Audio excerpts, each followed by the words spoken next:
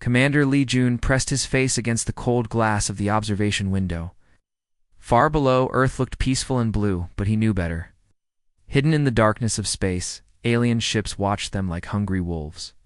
"Sir, the morning report is ready," Lieutenant Parkana said softly behind him. Her voice carried the weight of 3 sleepless months. Everyone on the station had been working non-stop since the aliens arrived. Li Jun turned around slowly. His uniform was wrinkled. His eyes red from staring at screens all night. "What do they say about us today?" Parkana looked down at her tablet.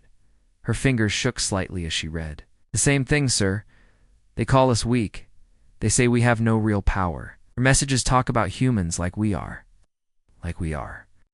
Animals in a zoo." Captain Kim Tae laughed from his seat at the main control panel. It was not a happy laugh. "Perfect. That is exactly what we want them to think."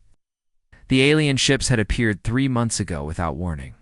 They were massive, beautiful things that looked like they were made of living crystal and flowing metal. When they first came, every government on Earth had panicked. The military had prepared for war. Scientists had tried to make contact, but the aliens had done something strange. They had simply watched. They sent no messages to Earth directly. They made no demands.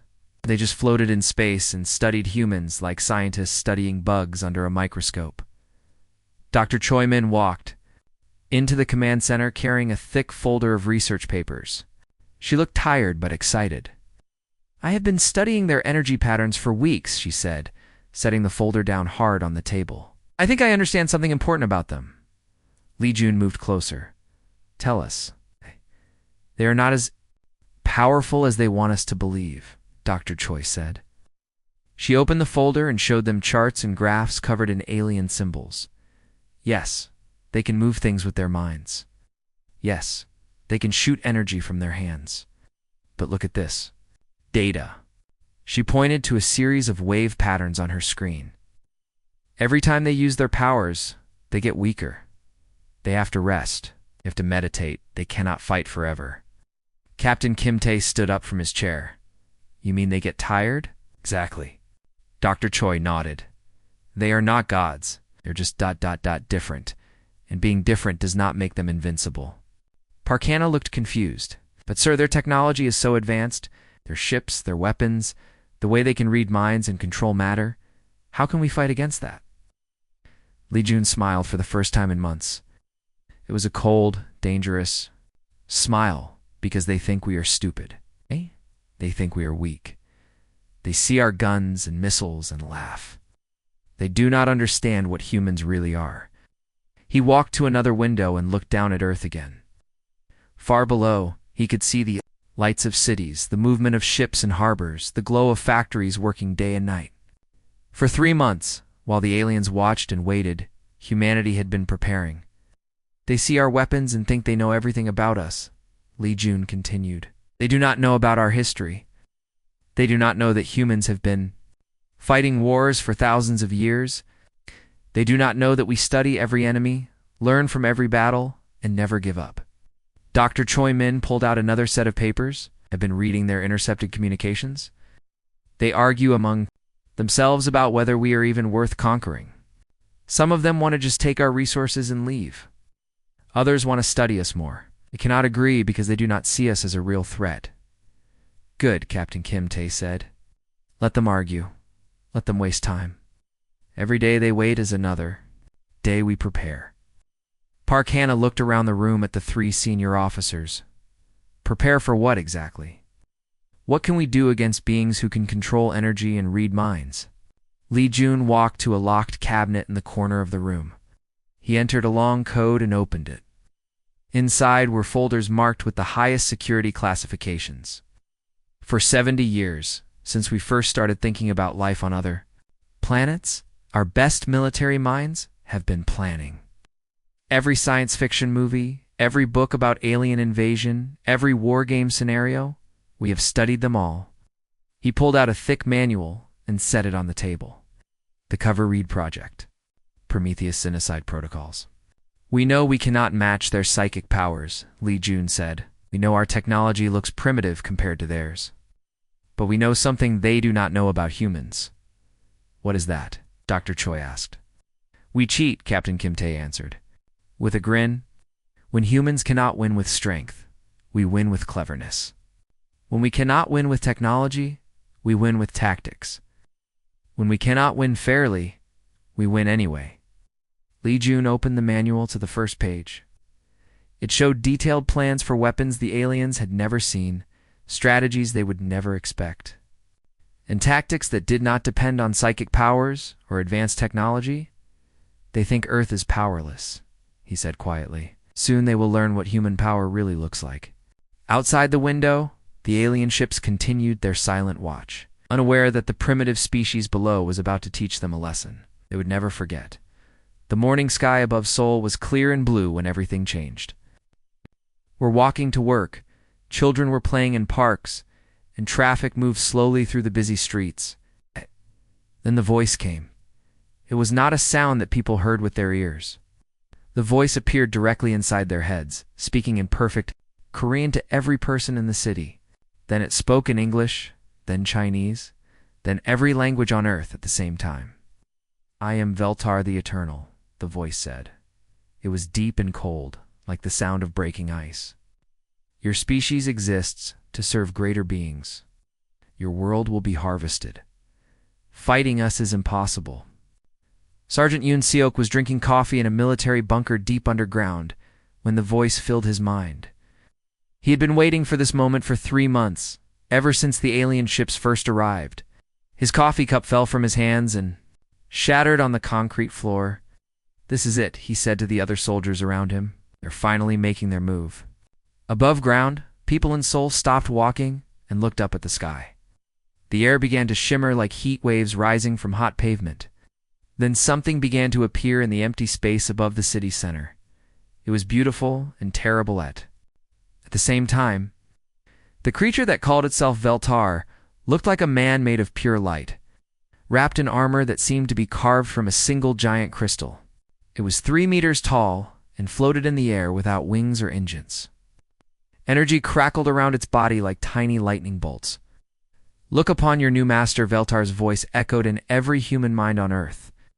Kneel before the power of the Dominion. The alien being raised its arms and streams of golden energy began to flow from its hands toward the people below. Where the energy touched humans, they stopped moving and stood perfectly still, their eyes becoming blank and empty. In the underground bunker, General Han Buyel watched everything on dozens of computer screens. She had gray hair and hard eyes, and she had been planning for this day since she was a young officer. Around her, hundreds of military personnel sat at control stations, their fingers hovering over buttons and switches. Target acquired, one of the technicians reported. Veltar is holding position over grid, reference 7-7 Alpha. Distance to target, General Han asked. 400 kilometers directly above Seoul City Center. General Han nodded slowly. For 3 months, while the aliens had been watching and studying humans, she had been moving pieces into position like a chess player, preparing for checkmate. High above Earth's atmosphere, satellites waited in perfect formation. Each satellite carried a simple but deadly weapon, a tungsten rod the size of a telephone pole. Fire, she ordered. In space, the satellites received the signal. Electromagnetic launchers activated, sending the tungsten rods racing toward Earth. At impossible speeds, the rods were not explosive. They did not carry nuclear warheads or poison gas or any complex technology. They were just pieces of very hard metal moving very, very fast. Veltar was still floating above Seoul, still sending golden energy streams toward the humans below when the first rod struck. The alien being had psychic shields that could stop bullets and energy weapons, could read minds and control matter with its thoughts. But it could not stop the laws of physics. The tungsten rod hit Veltar at 30 kilometers per second. At that speed, even a small piece of metal carries the force of a nuclear bomb. The alien's crystalline armor, its energy shields, its cosmic powers, none of it mattered. In a fraction of a second, Veltar, the Eternal, became a ball of superheated plasma expanding outward in all directions. The explosion lit up the sky above Seoul like a second sun. Windows broke for kilometers around, car alarms wailed. The people who had been frozen by Veltar's power suddenly moved again. shaking their heads and looking around in confusion. "First blood to humanity," General Han announced into her radio. Around the world, every military base and command center heard her words. The response from the alien ships was immediate and furious. More beings began descending from the crystal vessels, their bodies blazing with anger and power. They came down like falling stars, their voices screaming threats and promises of terrible revenge. But humanity was ready. Sergeant Unesiok emerged from his bunker, carrying a weapon that looked like a simple rifle. It was not simple. Fired depleted uranium bullets at twice the speed of normal guns. As an alien god landed near his position, extending tentacles of psychic energy, Unesiok aimed and fired. The bullet punched through the alien's energy shield like it was made of paper. The god staggered, green blood flowing from the wound. Its eyes went wide with shock and something humans had never seen in an alien before: fear. "You can bleed," Unesiok said, chambering another round. "That means you can die." All around the world, the same scene played out again and again. Nuclear missiles launched from hidden silos, their warheads turning alien gods into radioactive vapor. Railguns fired metal slugs at hypersonic speeds, punching holes through creatures that had thought themselves invincible. Antimatter bombs, the most powerful weapons humanity had ever built, erased alien beings from existence. The gods fell one by one. Their cosmic powers, their energy manipulation, their psychic abilities, none of it could protect them from simple human weapons guided by simple human physics. The harvest had begun. But it was not going as the Dominion had planned. Dr. Songmira had not slept in 3 days. Her white lab coat was stained with strange alien fluids, and her hands shook from too much coffee and not enough rest. But she could not stop working, not when she was so close to understanding everything. The underground laboratory stretched for hundreds of meters beneath the mountains of South Korea.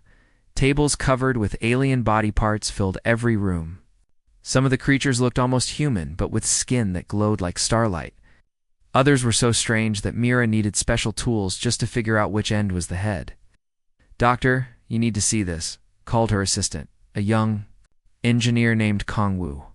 He was standing next to a table where the remains of Veltar, the Eternal, lay spread out like pieces of a puzzle.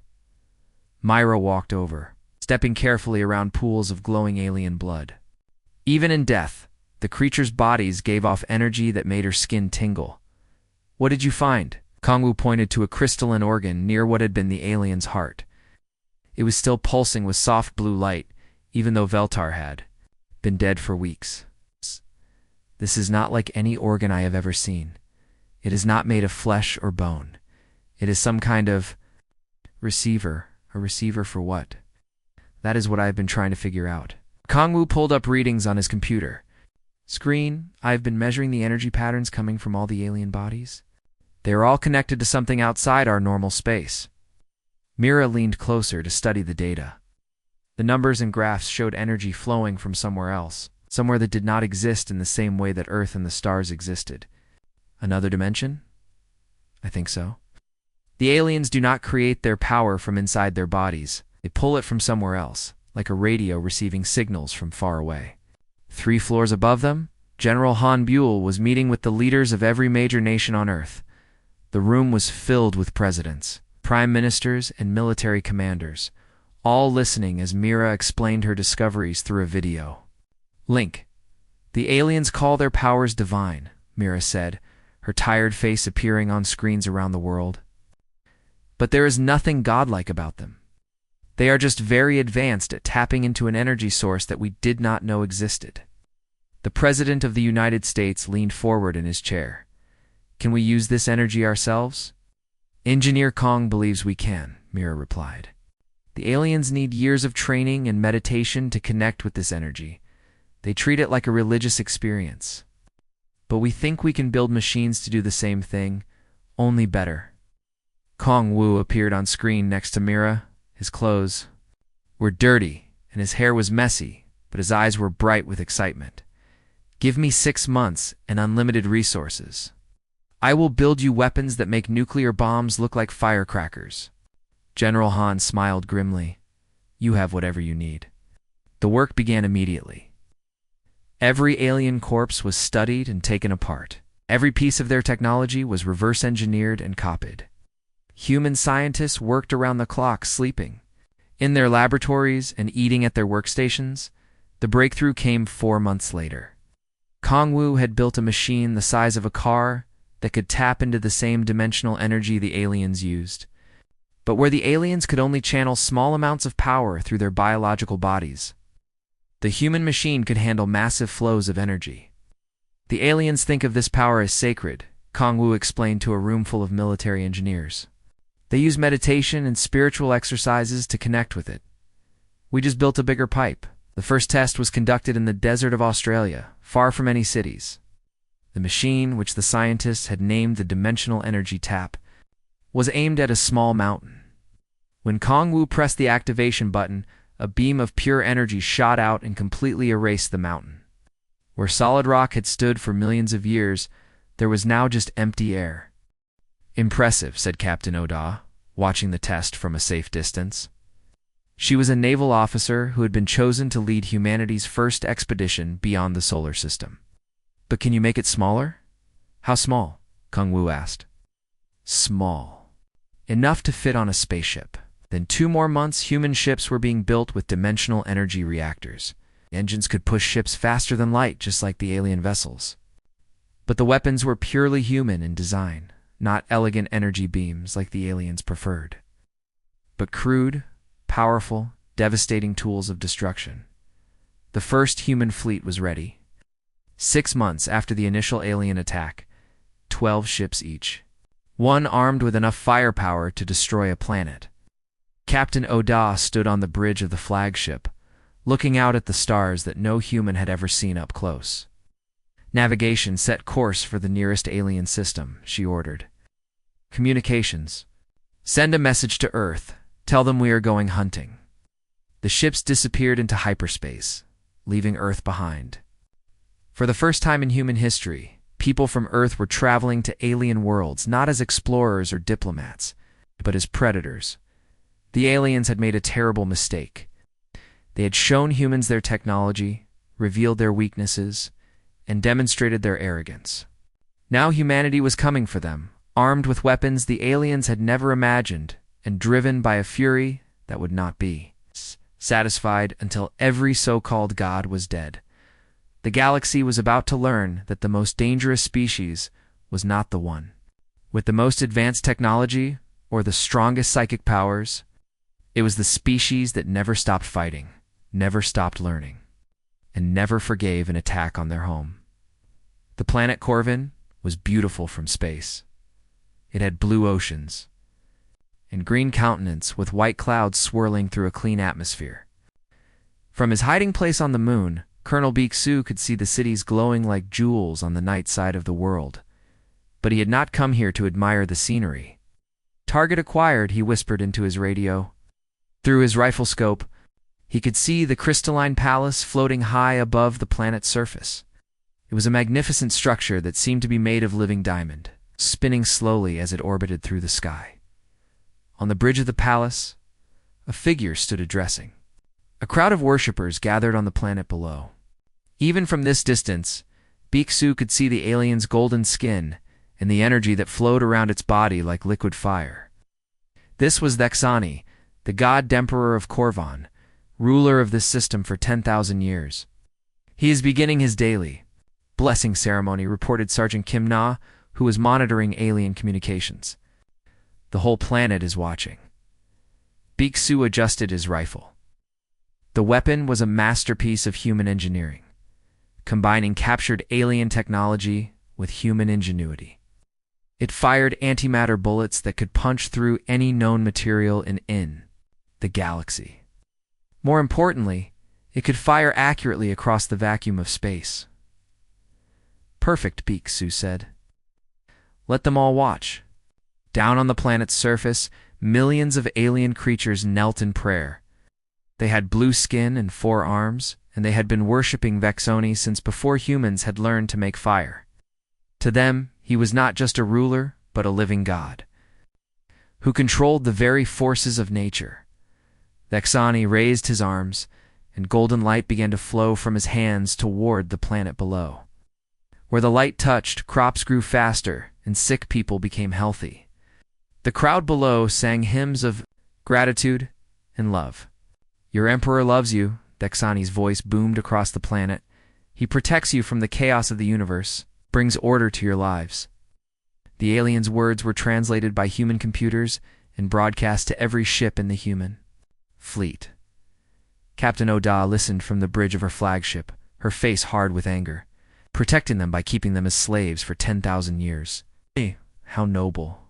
"Sir, we have multiple alien ships approaching," reported the tactical officer. "They must have detected our presence." "Let them come," Oda replied. "We are not hiding anymore." On the moon, Biksu took a deep breath and held it. Through his scope, he could see Dexani clearly now. The alien god was speaking to his people, promising them another 1,000 years of peace and prosperity under his rule.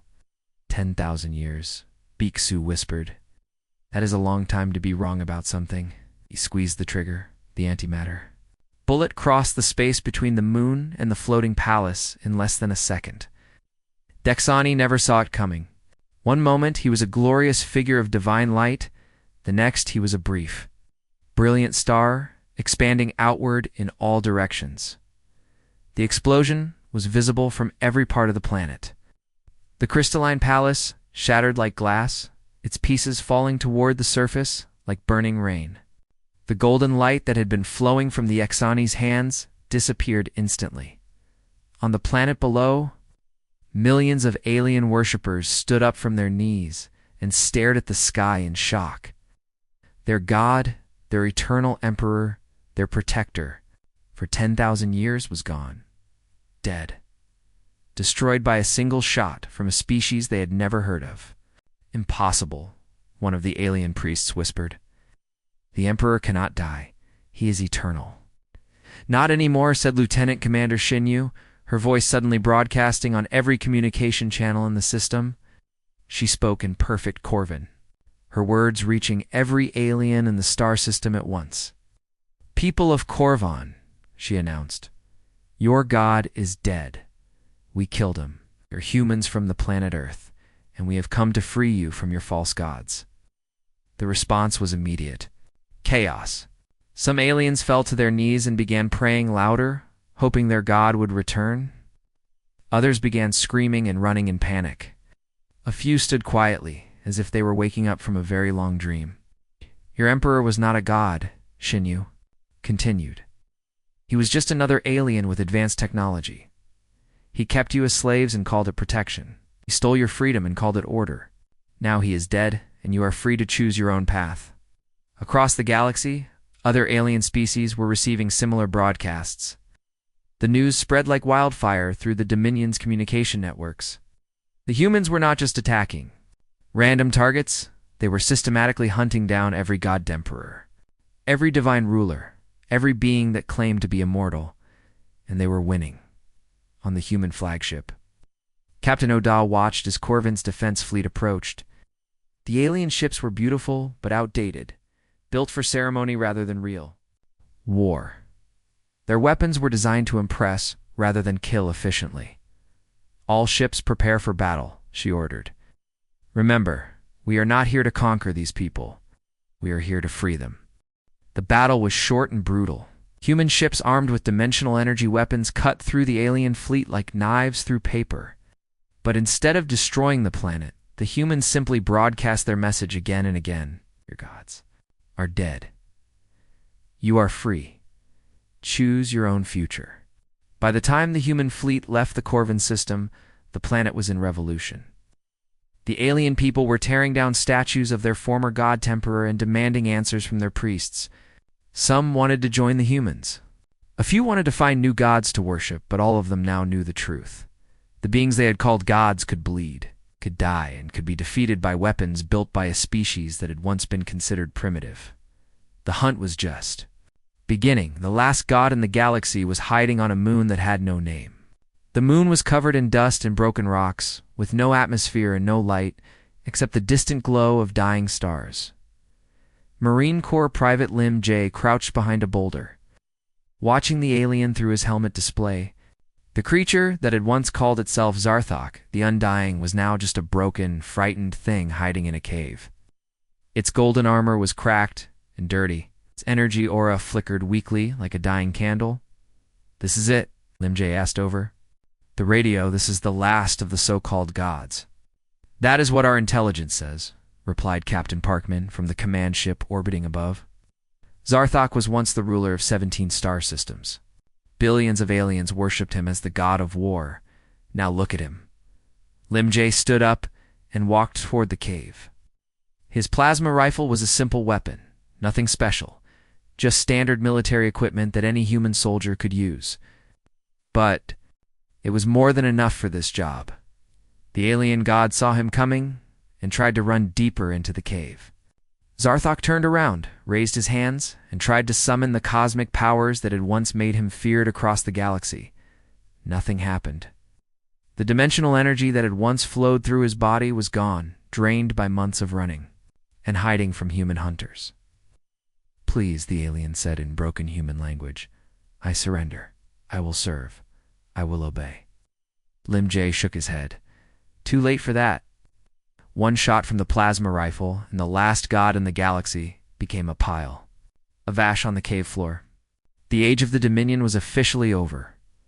3 months later, they had come expecting to kneel before their new human masters. Just as they had knelt before the gods for thousands of years, Admiral Cho's son stood before them in her simple military uniform. She was not tall or impressive looking. She did not glow with energy or speak with a voice that echoed in minds. She was just a middle-aged human woman with gray hair and tired eyes. "We know you expect us to rule you," she said to the assembled aliens. "That is what always happens when one species defeats another. The strong make slaves of the weak." Many of the aliens nodded. This was the natural order of things as they understood it. Power meant domination. Victory meant slavery. "But humans are different," Admiral Cho continued. "We did not fight this war to become your new gods. We fought it to prove that gods are not necessary."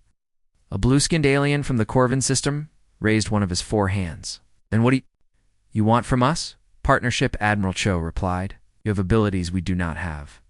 Psychic powers, energy manipulation, technologies we are still learning about. We have things you do not have. Engineering skills, weapons, technology, and the knowledge that freedom is possible." The aliens looked at each other in confusion. It was not how conquest was supposed to work. Where were the demands for tribute? Where were the orders to build monuments to human glory? Dr. Rujin stepped forward to address the crowd. She had been chosen as Earth's first galactic ambassador because she understood both human nature and alien psychology. "Let me explain. What we are offering," she said. She activated a holographic display that showed star maps and trade routes. "Humans will share our technology with any species that wants it. We will protect any world that asks for protection. We will help you build your own governments and make your own choices about how to live." "But what do you get in return?" asked a tall, thin alien with silver skin. "Knowledge," Dr. Ru replied. "Your psychic abilities can help us explore new dimensions. Your energy manipulation can power our ships more efficiently. Your different ways of thinking can help us solve problems we never knew existed." Over the following months, the new galactic order took shape. It was unlike anything that had existed before. Instead of one species ruling over all others, hundreds of species worked together as equals. Former slave worlds became independent nations. Ancient enemies became trading partners. The Corvin people, freed from 10,000 years of worship, discovered they had a natural talent for mathematics and engineering. They began designing new types of spacecraft that combined human durability with alien elegance. The Vorthok, who had once served as soldiers for the gods, became explorers and diplomats. Their ability to sense emotions made them perfect for preventing conflicts between different species. Even the former priest classes found new purposes. Instead of worshipping false gods, they became teachers and philosophers, addressing representatives from 300 different worlds. Behind her, the symbol of the new Galactic Alliance hung on the wall, not a crown or a throne, but a simple circle representing equality and cooperation. The old gods promised you order through submission. She said they gave you peace through slavery. She paused and looked around the room at the faces of beings from countless different worlds. Humans offer you something different. We offer you the chance to be strong on your own, to make your own mistakes, to find your own paths among the stars. The vote was unanimous. Every species chose partnership over domination, cooperation over conquest. The gods were dead. Galaxy was free. And for the first time in galactic history, the future belonged to everyone.